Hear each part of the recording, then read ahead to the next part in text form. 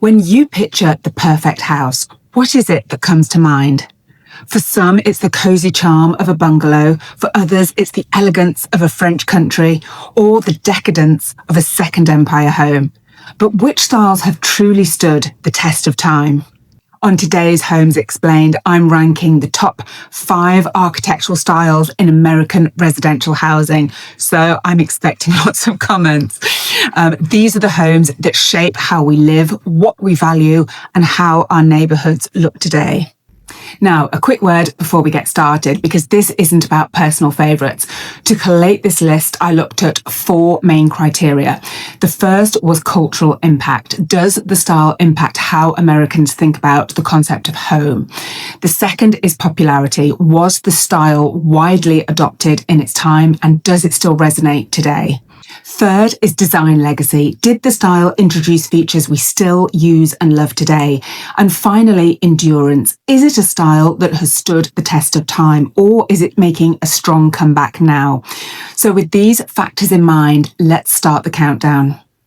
In reverse order, at number 5, we have the Colonial revival. These homes are instantly recognisable with their symmetrical facades, shuttered windows, white trim and centred front door. They've been a staple of American neighbourhoods since the late 19th century, and they remain one of the most enduring architectural styles we see, even in new construction today. Colonials are all about tradition and continuity. They directly reference the architecture of the early republic and carry such a sense of order, stability and history. But that strength is also a limitation, because colonials rarely reinvent the idea of home. Instead, they repeat a familiar formula over and over again. And that gives them a timeless appeal. But it can also feel restrictive compared to other styles which introduced new ways of living. Colonials are formal, dignified and deeply rooted in the past, but they don't offer much in the way of innovation. Colonial revivals certainly earn a place in the top 5. They've shaped the look of American suburbs for generations, but they don't go any higher in the rankings than number 5. Number 4 is the Craftsman. Where the Colonial revival felt formal and traditional, the Craftsman felt warm, approachable and completely different in spirit. Rooted in the arts and crafts movement of the early 20th century, these homes celebrated handcrafted detail and honest materials. Wide porches with tapered columns invited people to sit outside. Exposed rafters and beams gave the architecture character, and the interiors were filled with built-ins, such as shelves, benches, cabinetry, designed to make everyday life easier. The Craftsman also shifted how families lived. Instead of rigid formality, it emphasised comfort and informality. Rooms flowed more freely together and porches became natural gathering places. Unlike the Colonial revival, which relied heavily on repetition, the Craftsman introduced artistry and innovation. Even today, Craftsmen are some of the most sought-after homes in older neighbourhoods. Homeowners love their charm, their proportions, and ultimately that feeling of authenticity. In short, Craftsmen didn't just look different, but they redefined what home could feel like. And that's why it comes in at number 4 on this list and outranks the Colonial revival. Number 3 is the Victorian. And before we dive in, I just want to address a technical matter, because yes, I know Victorian isn't a single style, but an era from the mid to late 19th century. And within that era, you'll find multiple homes that were considered Victorian, such as the Gothic revival, the Italianate, the Second Empire, and the Queen Anne. But I think when most people think about Victorian home, what they're picturing is a Queen Anne, which were colourful, whimsical homes with turrets, wraparound porches and layer upon layer of decorative trim. These are the houses that feel like a storybook brought them to life. They dominated the late 1800s and reflected a period of economic confidence and prosperity in America. Every inch of a Victorian was an opportunity for detail, from patterned shingles to stained glass, ornate woodwork and asymmetrical roof lines that made every home feel unique. Inside, you'll often find formal parlours, elaborate staircases and richly decorated rooms that mirror the drama of the exterior. Now, not everyone wants to live in a Victorian era home.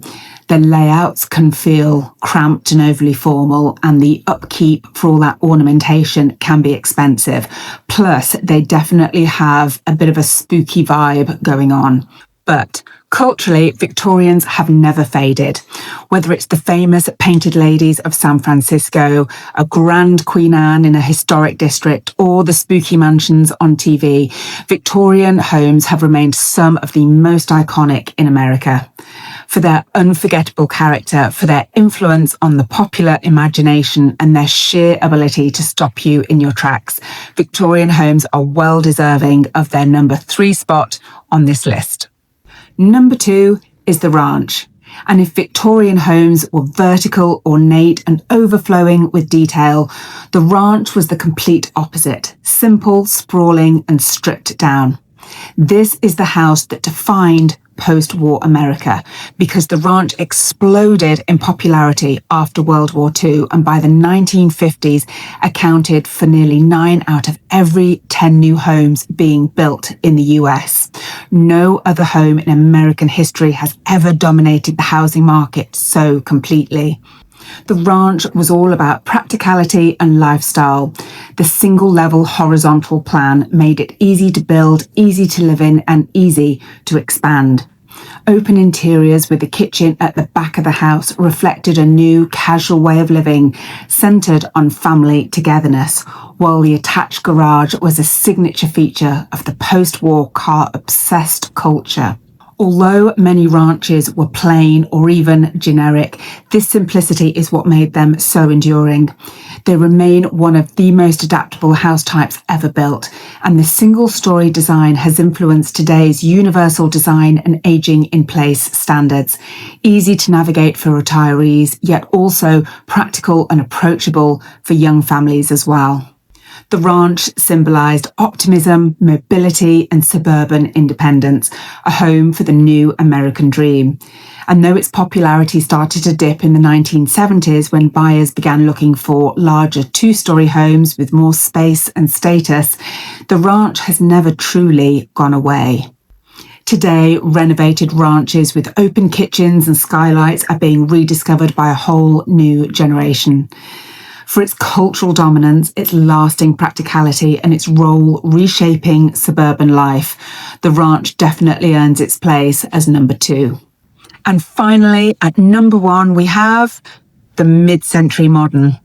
If the ranch gave us practicality and the Victorian gave us drama, the mid-century modern is all about vision.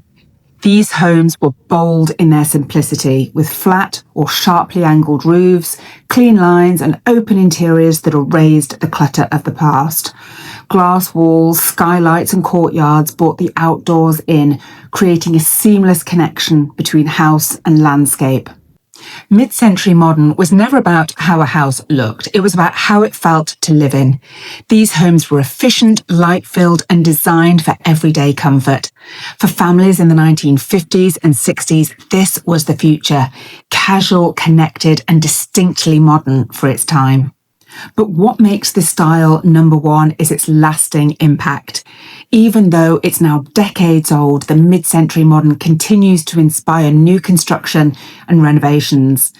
Entire neighborhoods in California and the iconic houses of Palm Springs still draw design lovers from around the world. The clean geometry, the indoor-outdoor flow, and the emphasis on light and space feel just as relevant today as when the first homes were built. Mid-century modern changed what a home could be. Not a copy of the past, not just a practical shelter, but a design that elevated daily life. For its influence, its timeless appeal, and its ongoing revival, mid-century modern comes in at number 1. So there you have it. That's my ranking of the top 5 architectural styles that shaped American homes. But do you agree? Are there any homes you feel I've left out, or would your ranking be different? Let me know in the comments. I'd love to hear your thoughts. If you've enjoyed this video, please don't forget to like, share, subscribe. It really helps me out. And I'm getting close to 1,000 subscribers, so help me out with that. And don't forget to join me next week for more Homes Explained.